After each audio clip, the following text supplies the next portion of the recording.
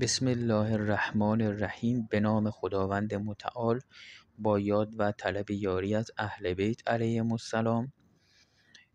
ادامه میدم تاریخچه کتاب رو. جلسه قبل درباره جلسه دوم بود، درباره زندگی نامه سلیم رحمت الله علیه و تاریخچه کتاب رو هم بود. تصمیم سلیم درباره کتاب. دیری نگذشت که سلیم رحمت الله علیه احساس کرد در سرزمین غربت عمرش به پایان خود نزدیک می شود و مهمترین مسئله برای او حفظ کتابش بود، کتابی که سرتاسر آن بیان مظلومیت اهل بیت علیهم السلام و افشای بدعت‌ها و جنایات غاصبین خلافت بود و می توانست چراغ هدایتی برای نسل‌های آینده باشد تا بتوانند دوستان را از دشمنان تشخیص دهند.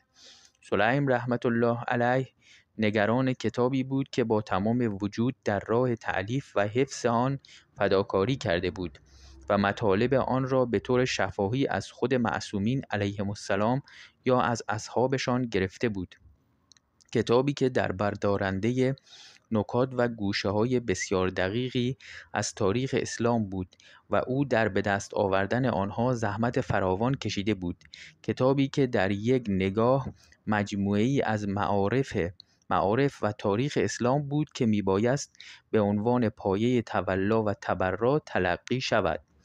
در مسائل مربوط به تولا شامل مطالبی همچون امامت 12 امام علیهم السلام و ذکر نام ایشان، فضائل اهل بیت علیهم السلام، احتجاج‌ها و اتمام حجت‌های امیرالمؤمنین علیه السلام و امام حسن مجتبی علیه السلام و امام حسین حضرت سیدالشهدا علیه السلام و اصحابشان در مقابل غاصبین خلافت و بیانات کاملی از ائمه علیهم السلام در معارف اسلام بود.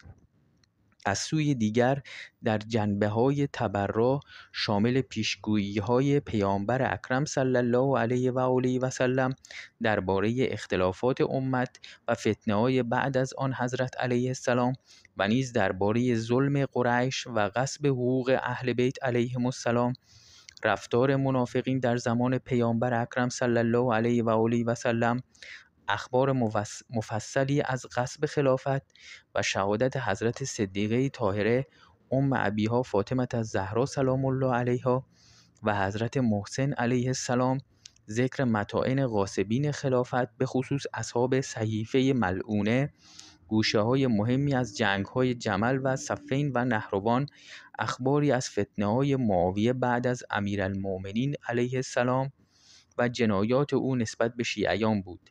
از یک سو با توجه به محتوای کتاب ممکن بود در دسترس ماندن آن را به دست نااهلان برساند و مسئله ای ایجاد کند و از سوی دیگر از بین بردن آن به قیمت نابود کردن زحمات پرارزش او بود.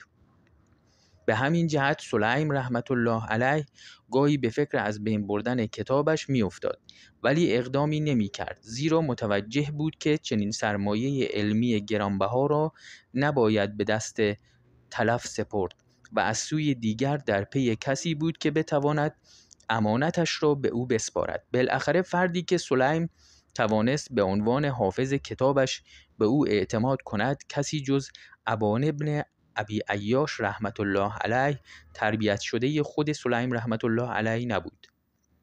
وصیت سلیم رحمت الله علیه و تحویل کتاب به ابان رحمت الله علیه.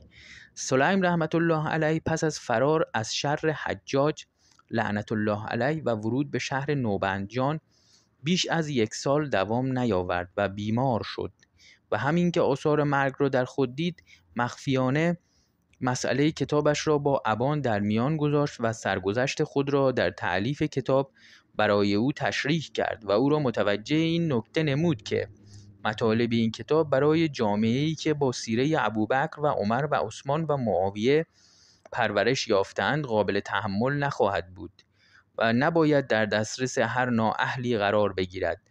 بعد از آن طی برنامه‌ای دقیق کتاب خود را رسما به او تحویل داد که مراحل آن چنین بود: اولا ابان را از نظر اعتقادی و امانتداری مورد آزمایش قرار داد و از هر دو جهت مطمئن شد.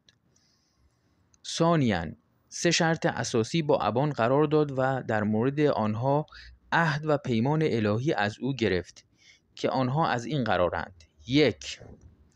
تا سلیم زنده است از کتاب و مطالب آن به کسی خبر ندهد.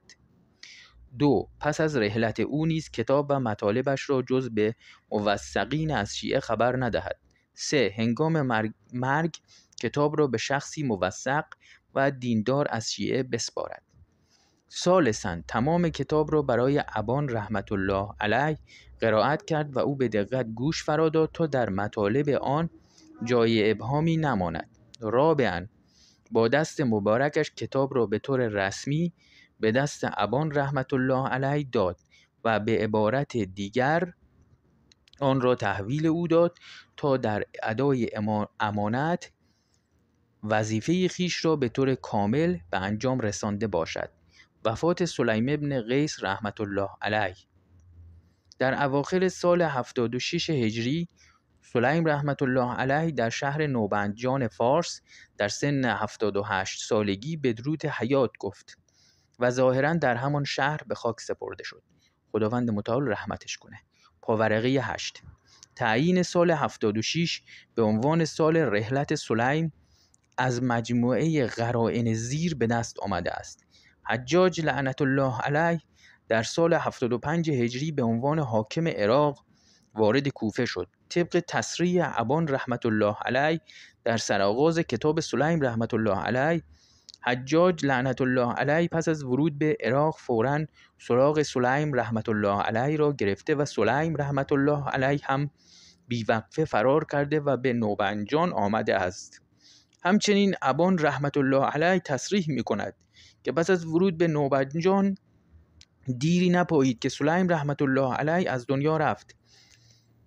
بنابراین از سال 75 زمان زیادی نگذشته که سلیم رحمت الله علیه از دنیا رفته که اگر حد اکثر حساب کنیم سال 76 می شود. پایان پاورقی 8. او در حالی که بیش از 60 سال از عمر شریفش را در راه احیای ولایت اهل بیت علیهم السلام سپری کرده بود به دیدار موالیانش شتافت و این یادگار بزرگ را از خود بر جای گذاشت. رحمت خداوند متعال بر روان پاکش باد. کتاب سلیم رحمت الله علیه در نوبندجان و بصره. پس از سلیم ابان ابن ابی عیاش رحمت الله علیه در نوبندجان به مطالعه کتاب سلیم رحمت الله علیه پرداخت و آنچه درباره مطالب کتاب از او شنیده بود شخصاً دریافت. به همین جهت تصمیم گرفت به شهرهای بزرگ اسلامی سفر کند تا آگاهی بیشتری درباره دینش پیدا کند. او کتاب سلیم را به همراه خود برداشت و عازم بصره نزدیکترین شهر به منطقه فارس شد. در بصره کتاب سلیم را به حسن بصری نشان داد و او پس از مطالعه کتاب مطالب آن را مورد تایید قرار داد و گفت تمام احادیث آن حق است که از شیعیان امیرالمؤمنین علیه افضل صلوات المصلین و غیر ایشان شنیدم. ابان رحمت الله علیه بصره را به عنوان وطن دوم خود انتخاب نمود و طبق قوانین آن عصر خود را به طایفه بنی عبدالقیس ملحق نمود و نام او در شمار آن قبیله ثبت شد. کتاب سلیم رحمت الله علیه در مکه و مدینه. ابان رحمت الله علیه از بصره به همراه کتاب سلیم رحمت الله علیه عازم سفر حج شد.